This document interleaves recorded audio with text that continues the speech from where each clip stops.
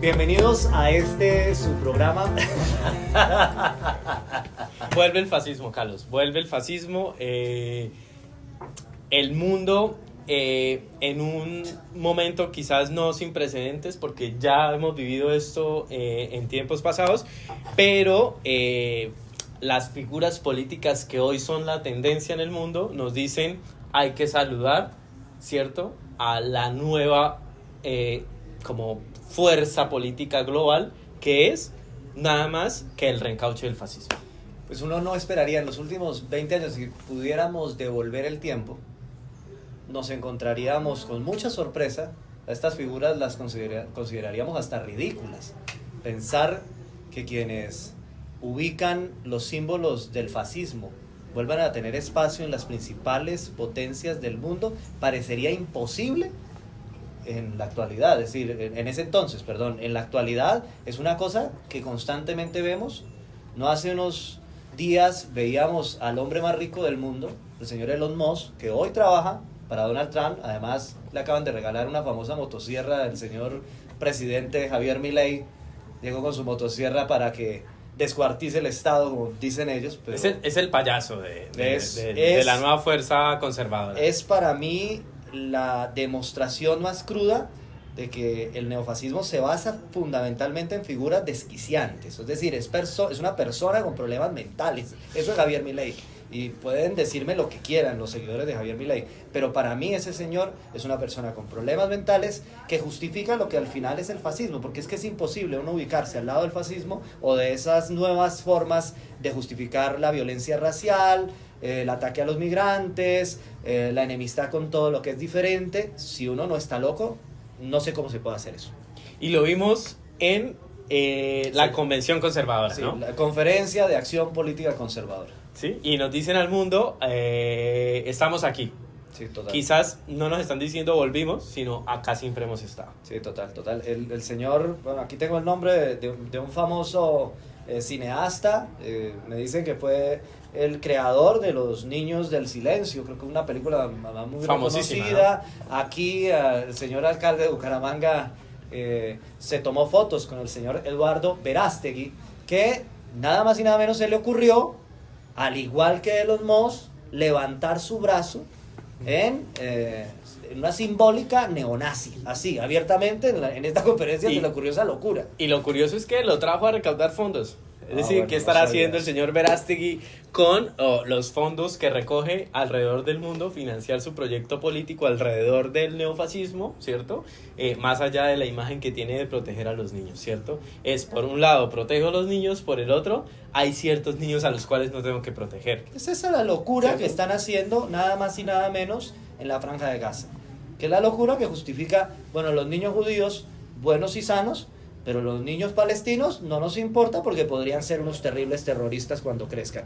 Esa doble faz, que es la faz con la que se está presentando estos tipos de personajes, vuelvo y digo, en la Conferencia de Acción Política Conservadora, en esta locura, Daniel, que hace 20 años diríamos, esto es una locura. Hoy lo vemos en los principales medios del mundo como si fuera normal, pero también lo hizo el señor Steve Bannon, que fue ex asesor de Donald Trump. También levantó su brazo al estilo del señor Hitler, este atroz personaje que mató a millones de ciudadanos. Pues una locura, ¿no?, que esto esté pasando en el mundo. Y es el nazi, ¿no? Es el nazismo. Totalmente, decir, totalmente. El miedo que nos dicen, oiga, no utilice ese término, porque somos tan extremistas, porque hablar de nazi, pero es que no lo están mostrando de frente. Antes de arrancar este video podcast, le preguntaba a Daniel, si pudiéramos describir, Daniel, qué es el fascismo hoy, ¿qué podría ser? Que hay que ponerle nazismo realmente, porque estamos hablando de nuevos nacionalismos. ¿Qué podría ser ese nazismo actualmente? ¿Cómo lo describimos si se pudiera resumir? ¿Qué es el nazismo actual? Yo creo fundamentalmente es restricción de derechos, ¿cierto?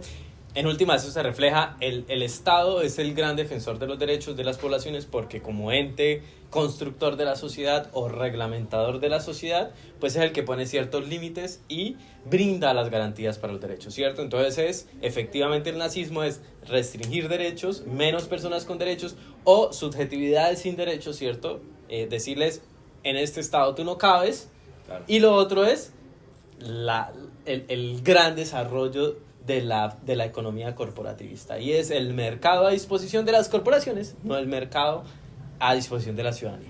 Dani, hay un hecho, esto ocurrió en el 2008.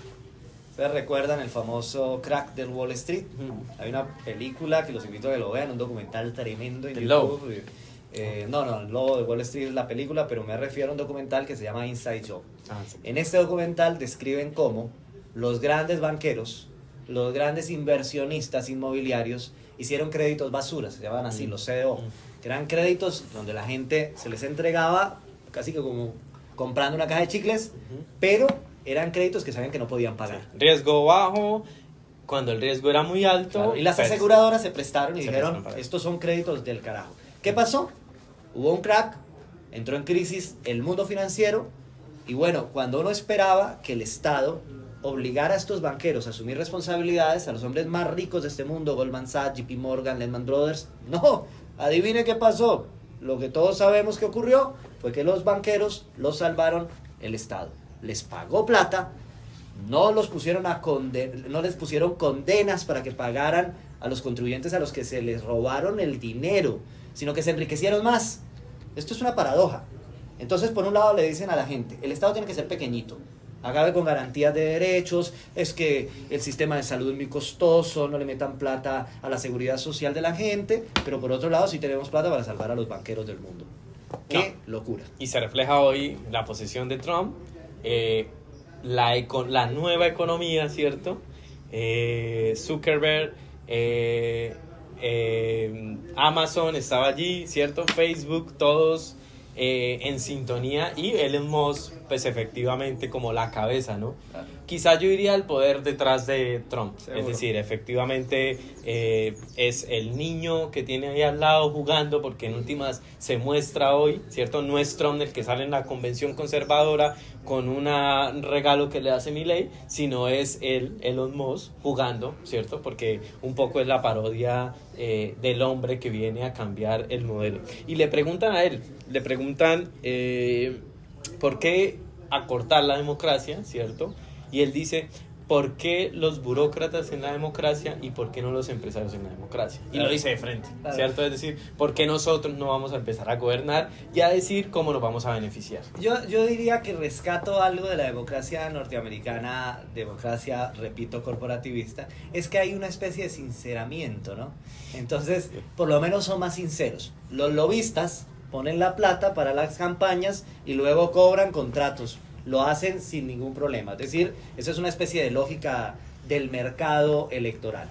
Pero también uno ve con mucha claridad que hoy dicen, entreguen los negocios a los más poderosos de este planeta, a los llamados capitalistas de la nube, que ellos sí saben administrar el mundo. Es decir, por primera vez se ven los ricos más ricos de este planeta diciendo, nos vamos a tomar el Estado. Y esto sí es justificable. Es decir, que los ricos más ricos del planeta pongan al Estado a seguir fortaleciendo sus riquezas es algo bueno, pero que la gente deje de recibir garantías laborales como el famoso Obamacare. Esto sí es justificable, es decir, es el demonio de Obamacare versus la idea de enriquecer los bolsillos a los más ricos, porque, bueno, vuelvo y digo, es la teoría del goteo, ya lo había planteado, pero ya en un video viejo, donde se justifica la desigualdad, porque si un rico le va muy muy bien, en algún momento llegará a lo más bajo le llegará a los más de la pirámide, ¿no? Bueno, el nuevo nazismo, sí, nada más y nada menos, se expresa así. Y que se representa también a nivel mundial, es decir, y lo hemos dialogado mucho, cómo estos países y nuestros países hoy tienen dos alternativas. Dos opciones. Una, y es ser el que le regala la motosierra, ¿cierto? A pesar de que te pongan aranceles. Como Javier Milei cuando le regala a Elon Musk la motosierra. O ser un país con un poco de identidad soberana y decirle, venga, hablemos en las mismas condiciones, claro, no lo vamos a permitir. Claro. Y le pasa hoy a Zelensky, ¿cierto? Claro, es decir, mantener una guerra con beneficios, y hoy lo llaman dictador, hoy es la persona menos querida en los Estados Unidos, claro, de América, cuando Estados Unidos era el mayor financiador del conflicto ruso-ucraniano. Para mí, yo no sé cómo hacen las derechas en el mundo para justificar lo que está ocurriendo. A veces les queda enormes contradicciones. Por ejemplo, Hace unos meses eran los principales defensores de la guerra contra Rusia, Zelensky era una especie de héroe mundial, y ahora Trump dice que es un dictador, que si no le entrega las tierras raras, sencillamente van a irle bastante, pero bastante mal. Esto que sí que es una locura, pero ¿cómo van a justificarlo? Ahora, lo que yo me pregunto es qué está pasando con los países latinoamericanos. ¿Cómo eso que se está expresando allá en el norte, en los Estados Unidos, en la gran potencia? Yo diría que es como una especie de Nerón, ¿no? Es la crisis del imperio, al estilo del imperio romano. Bueno, ahí estamos, la crisis del imperio tiene a un personaje que es bastante pintoresco, que dice a veces verdades. O sea, Trump tiene una particularidad, a veces le dice en la cara a la gente cosas que algo de cierto tiene. Claro, dice algo de cierto, pero luego te mete toda la carga ideológica del tema corporativista, porque al final que a los Estados Unidos le vaya bien es su único problema. ¿En qué se parece Javier Milei y Donald Trump? Que los dos quieren que le vaya muy bien a Estados Unidos. Sí. Entonces, ¿Qué es lo fundamental? Aquí pasa lo mismo con Vicky Dávila, con María Fernanda Cabal, ¿quién otro?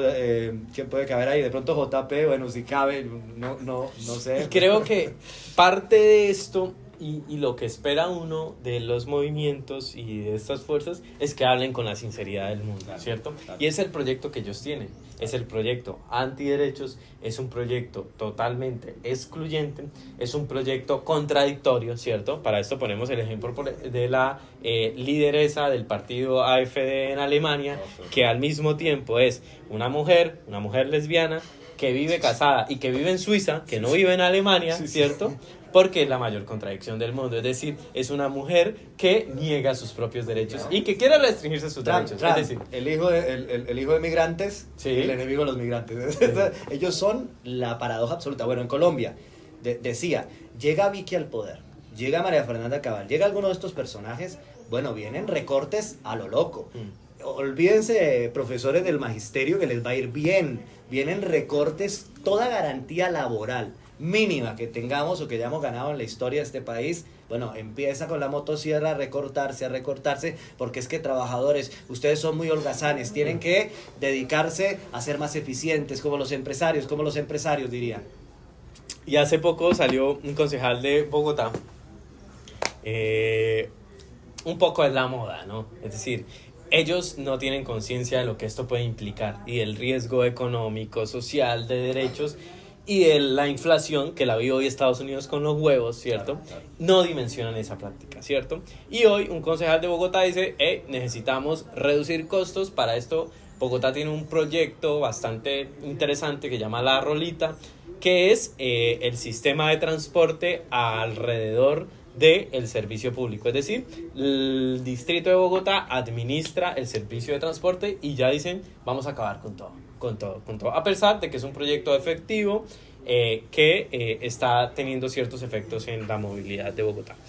Pues, digamos, uno esperaría que ante esta locura que está creciendo en el mundo, de nuevas expresiones fascistas, que ya lo vivimos a mitad del siglo XX, la peor tragedia humana que hayamos conocido, por lo menos en el mundo contemporáneo, una guerra dolorosa, el hecho de que haya surgido estos nuevos fascismos, estas nuevas expresiones, estas nuevas simbólicas, y que hayan colombianos, peruanos, mexicanos, europeos, estadounidenses, replicándolo en todos lados, pues tiene que generar un proceso de indignación, pero también de mucha movilización en torno a esa otra cara, que es la de que, no la del sentido común, sino la del pensamiento crítico, que dice, lógicamente nuestras sociedades necesitan garantías de derechos, le va muy bien cuando el Estado es capaz, decía Correa y Rusarín un día, ¿no?, que el mercado es un excelente esclavo, pero un terrible amo. Bueno, cuando el Estado puede ponerse de acuerdo con el sector privado, bienvenidos los empresarios, bienvenidos todos, pero que sea en función de que a todos les vaya bien. Y creo que esta es la lucha cultural en la que estamos. Que esto sea la oportunidad, digo yo, Dani, me parece, para empezar a abrir estas discusiones en el país, que nos lo merecemos tremendamente. Efectivamente, hay que hacerlo, hay que movilizarnos contra cualquier fuerza que quiera restringir derechos, pero además yo hago un llamado a la extrema derecha, y es decir, que lo digan sin miedo, que no nos vengan haciendo saludos, que no nos dejan hacer así, para luego decir que se trataba de una interpretación y un nuevo modismo. Es decir, las cosas como son. El fascismo y el nazismo volvió al mundo y se está consumiendo. No sean hipócritas, no sean hipócritas. vamos a seguir teniendo estos espacios de reflexión, vamos a seguir pensándonos desde el sur global unas nuevas realidades y esperamos compartan este video, compartan estas opiniones y por supuesto algún día alguno que se encuentre allá desde su casa pueda estar aquí acompañándonos para hablar y reflexionar sobre ese mundo por el que vale la pena luchar siempre. Hay que incomodar, hay que decir lo que tenemos que decir, hay que escribir, hay que charlarlo y bueno, los esperamos en nuestras redes, Patio Trasero en Instagram y en las demás redes, y en las demás TikTok, redes, sí. Facebook, todas. Ahí Muchas nos vemos. gracias. Vale.